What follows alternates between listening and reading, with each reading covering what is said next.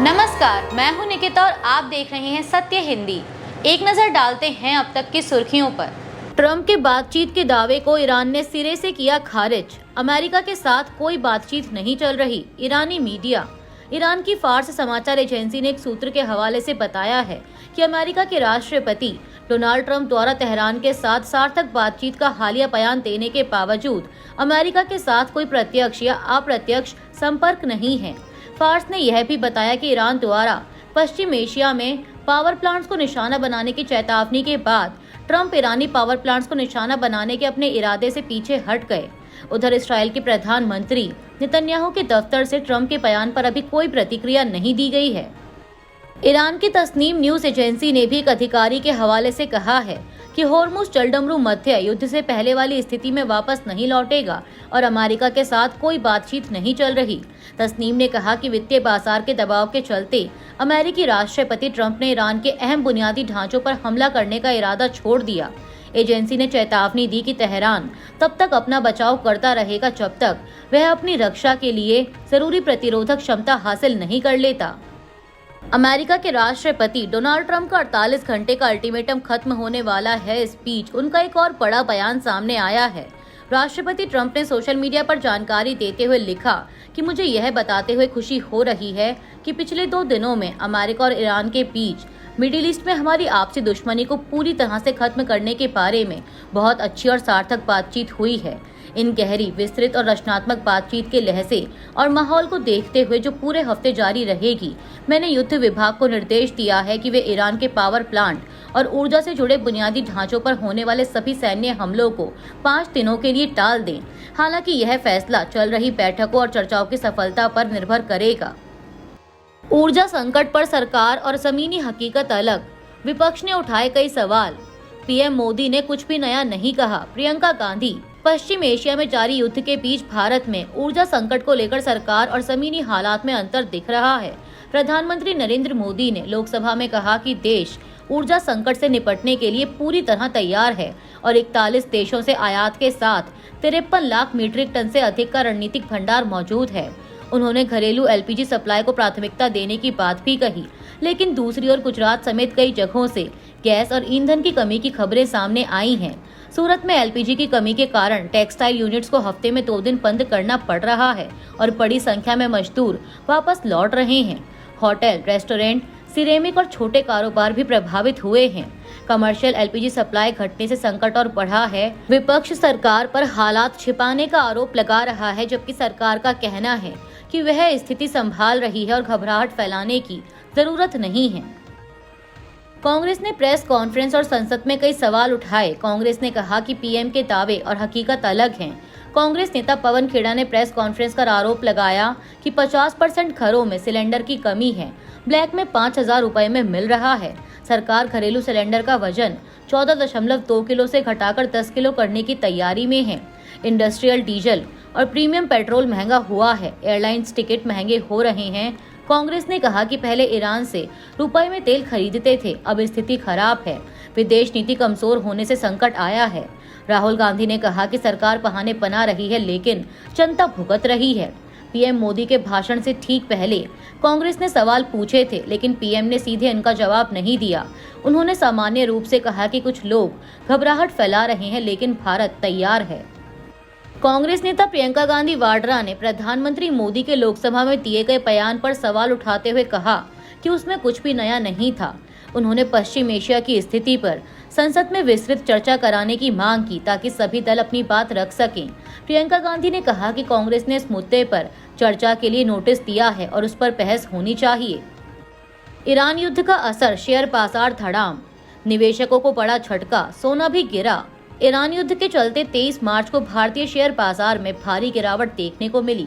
Sensex 1,837 अंक गिरकर 72,696 पर और निफ्टी 602 अंक गिरकर 22,512 पर बंद हुआ, जिससे निवेशकों को एक ही दिन में करीब 14 लाख करोड़ रुपए का नुकसान हुआ। यह युद्ध शुरू होने के बाद से अब तक बाजार से लगभग 30 लाख करोड़ रुपए की पूंजी साफ हो चुकी है, जबकि विदेशी निवेशकों ने 5.73 अरब डॉलर निकाल लिए हैं। इस बीच रुपया भी रिकॉर्ड गिरावट के साथ डॉलर के मुकाबले करीब 94 तक पहुंच गया। तेल की कीमतें $100 प्रति बैरल से ऊपर जाने से कई सेक्टर प्रभावित हुए हैं। हैरानी की बात यह है कि इस बार सोना भी सुरक्षित निवेश साबित नहीं हुआ और इसकी कीमतों में करीब 18% तक गिरावट आई है। हालांकि प्रधानमंत्री मोदी ने संसद में भरोसा दिलाया कि अर्थव्यवस्था मजबूत है और हालात संभाले जा रहे हैं। रूस के विदेश मंत्री सर्गेई लावरोव ने उम्मीद जताई है कि भारत के प्रधानमंत्री नरेंद्र मोदी इस साल रूस आ सकते हैं। सर्गेई लावरोव ने सोमवार को एक वीडियो संदेश में कहा कि हम प्रधानमंत्री नरेंद्र मोदी का इस साल रूस आने का इंतजार कर रहे हैं। रूस को उम्मीद है कि भारत के प्रधानमंत्री इस साल रूस आएंगे। उन्होंने यह बात अंतर्राष्ट्रीय सम्मेलन रूस और भारत द्विपक्षीय रिश्तों के नए एजेंडा की ओर को भेजे गए वीडियो संदेश में कही। भारत के विदेश मंत्री एस जयशंकर ने इस सम्मेलन को संबोधित करते हुए कहा कि दोनों देशों का द्विपक्षीय व्यापार और बढ़ाने पर जोर है। उन्होंने कहा कि भारत और रूस इस बात के लिए प्रतिबद्ध हैं कि मौजूदा सालाना व्यापार 68.7 अरब अमेरिकी डॉलर को 2030 तक बढ़ाकर 100 अरब अमेरिकी डॉलर किया जाए। ट्रंप की धमकी पर ईरान का पलटवार। ईरान ने ट्रंप का उड़ाया मजाक, लिखा hi Trump you are fired. Iran ने बारूदी सुरंगें बिछाने की चेतावनी दी। सऊदी एयरबेस और बहरीन में अमेरिका की 5वीं फ्लीट पर हमला। हॉर्मुज स्ट्रेट पर ईरान के विदेश मंत्रालय ने जारी किया बयान। भारत के झंडे वाले 2 और एलपीजी टैंकर हॉर्मुज पार करने को तैयार। ट्रंप ने ईरान पर 5 दिन के लिए टाले हमले। ईरान और अमेरिका के बीच तनाव लगातार बढ़ता जा रहा है। ईरानी जनरल इब्राहिम जुल्फकारी ने चेतावनी दी है कि अगर अमेरिका ने ईरान के ऊर्जा ढांचे पर हमला किया तो जवाब में अमेरिका और उसके सहयोगी देशों की ऊर्जा और तकनीकी सुविधाओं को निशाना बनाया जाएगा। यह बयान अमेरिका के राष्ट्रपति ट्रंप की उस धमकी के बाद आया है जिसमें उन्होंने 48 घंटे के भीतर हॉर्मुज जलडमरू मध्य नहीं खुलने पर ईरान के पावर प्लांट्स पर हमला करने की चेतावनी दी थी। जनरल जुल्फकारी ने अपने बयान में ट्रंप का मजाक उड़ाते हुए कहा, हाय ट्रंप यू आर फायर्ड। आपको यह वाक्य अच्छी तरह पता है। जनरल ने अपने बयान को राष्ट्रपति ट्रंप के अक्सर सोशल मीडिया पर इस्तेमाल होने वाले साइन ऑफ की नकल करके समाप्त किया। उन्होंने लिखा कि इस मामले पर आपका ध्यान देने के लिए धन्यवाद। Thank you for your attention on this matter. अब जब अमेरिका के राष्ट्रपति डोनाल्ड ट्रंप की धमकी के 48 घंटे की समय सीमा नजदीक आ गई है तो इस बीच ईरान ने भी नई धमकी दी है। उसने कहा कि वो बारूदी सुरंगें बिछा देगा।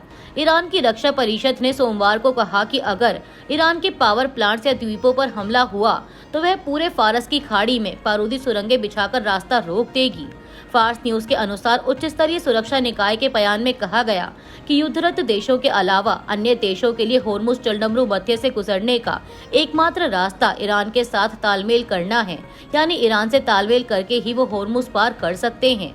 ईरान की रक्षा परिषद ने कहा कि ईरानी तटों या द्वीपों पर हमला करने के किसी भी शत्रु प्रयास के नतीजे में फारस की खाड़ी और तटों के सभी पहुंच मार्गों और संचार लाइनों में विभिन्न नौसैनिक बारूदी सुरंगें बिछाई जाएंगी। पूरी फारस की खाड़ी प्रभावी रूप से अवरुद्ध हो जाएगी और इसकी जिम्मेदारी धमकी देने वाले की होगी। ईरान का दावा है कि उसकी सेनाओं ने सऊदी अरब के एयरबेस और बहरीन में अमेरिकी 5वीं फ्लीट पर हमला किया है। IRGC के खातम अल अनबिया मुख्यालय के एक प्रवक्ता ने बताया कि उसकी सेनाओं ने मिसाइलों और ड्रोन का इस्तेमाल करते हुए सऊदी अरब के प्रिंस सुल्तान एयरबेस और बहरीन में अमेरिकी 5th फ्लीट पर हमला किया। इस समूह ने यह भी दावा किया कि प्रिंस सुल्तान एयरबेस पर अमेरिकी टोही विमान तैनात हैं, जिसे बाद में बैलिस्टिक मिसाइलों से निशाना बनाया गया। समूह ने इसे अमेरिकी सैन्य तैनाती और अभियानों का एक महत्वपूर्ण केंद्र बताया है। अमेरिकी 5वीं फ्लीट अमेरिका की नौसेना का एक बड़ा बेड़ा जो खास तौर पर मिडिल ईस्ट के समुद्री इलाकों की निगरानी और सुरक्षा के लिए तैनात रहता है। ईरान के विदेश मंत्रालय ने हॉर्मुज जलडमरू मध्य में समुद्री सुरक्षा को लेकर अहम बयान जारी किया है।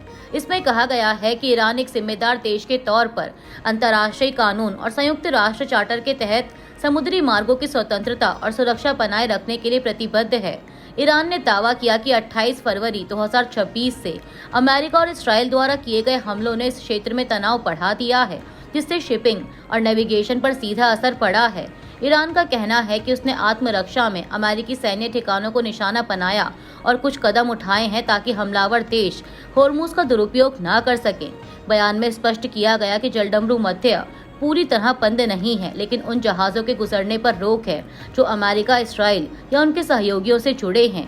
अन्य जहाज़ों की आवाजाही जारी है, बशर्ते वे तय सुरक्षा नियमों का पालन करें। मीडिया रिपोर्ट्स के मुताबिक शिप ट्रैकिंग डेटा से पता चला है कि भारत के झंडे वाले 2 और एलपीजी टैंकरों ने फारस की खाड़ी से अपनी यात्रा शुरू कर दी है।